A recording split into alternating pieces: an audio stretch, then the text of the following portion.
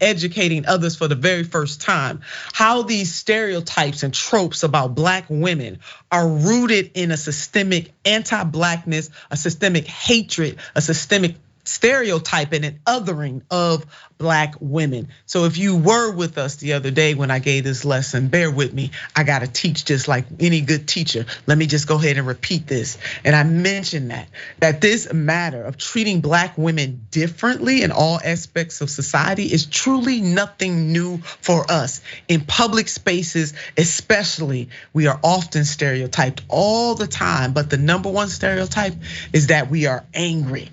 And what Reese endured, what Angel Reese endured, is rooted in a historic anti-Blackness and sexism. In an article breaking down stereotypes and celebrating Black women, Rowena writes the following: for centuries, the image of loud, harsh, subservient, and angry Black women has been grossly imposed onto Black women and perpetuated throughout the media. Historically, Black women stereotypes are rooted in slavery and Jim Crow era. Minstrel shows harmfully portraying Black women as loud, masculine, aggressive, naive, subserviently caring, and obnoxious. She goes on, the sapphire and the mammy stereotypes have had dire traces on the present lens in which society views Black women today, reinforced through daily media consumption. The modern Black woman constantly fights the persistent undermining of her opinions and personality as the traits of the angry Black woman. Whether it be in the workplace, school, or a relaxed setting, social setting, this trope follows the Black woman's every action and serves to invalidate her every emotional reaction. And then this point right here. These stereotypes silence the Black woman and are subconsciously internalized by many. And let me add right there, and that many even includes Black people. This leads to a fear of expressing themselves freely and often brings disadvantages when seeking new opportunities or positions. A collective and conscious effort must be made to first understand the historical context the stereotype arises from.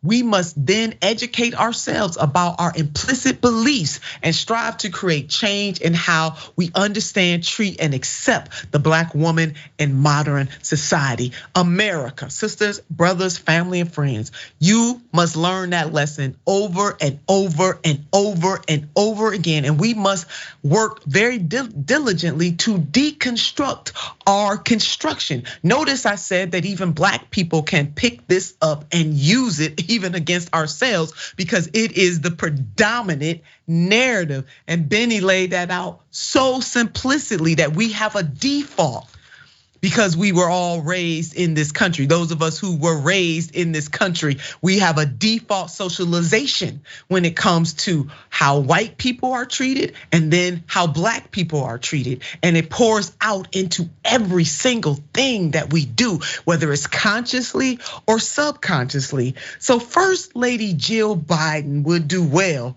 by pulling back her remarks and celebrating the well-fought win by the LSC team led by Angel Reese. Her and her team played extraordinarily well, put Bennie up. And as Bennie laid out, both teams are probably good. All teams that playing on the collegiate level are good, but there is a team that is the absolute best. And that is the team that won the championship. Bennie, any final thoughts on this? Yeah, I mean, I guess I'll just throw in a random aside about like the history of like how femininity has been defined under the United States and how fundamentally white supremacy, like the white supremacy that defines American culture, has really defined femininity and womanhood very much within a very narrow lens that specifically is designed in such a way to exclude Black and brown women, and where women in the United States are, yeah. Put me up next to Bennie. Bennie, that is so right. And I hope you don't lose your thought. And that's why Alice Walker created the concept womanism, or to be a womanist, because feminism didn't quite fit for Black women in this country. But you keep going, you are hitting it out of the park. Yeah, well, it's because like, okay, so women in the United States broadly are denied agency, right? But white women, in exchange for having that denial of agency, are granted this perceived innocence, where Come on, fundamentally come Black on. women are not given that perceived innocence, but are also at the same time stripped of like any agency. And so it's just this very complex way in which like sexism intersects with racism and creates like the very unique experience that like Black women face in the media. Benny, you did that. Absolutely. That is so. And again, everybody picks it up. And so unless you intentionally deconstruct your construction, and what I mean by that, to be conscious of that. And then to take a different stride, to go the opposite direction, to be in tune with that. And so many people are not in tune with that. And I can tell you, I have faced that. I continue to face that. Many of my Black women friends, we commiserated about it all the time, about how there is a double, even a quadruple standard. And don't even get me started about colorism, because now when we put racism, anti-blackness, and then you put colorism on it.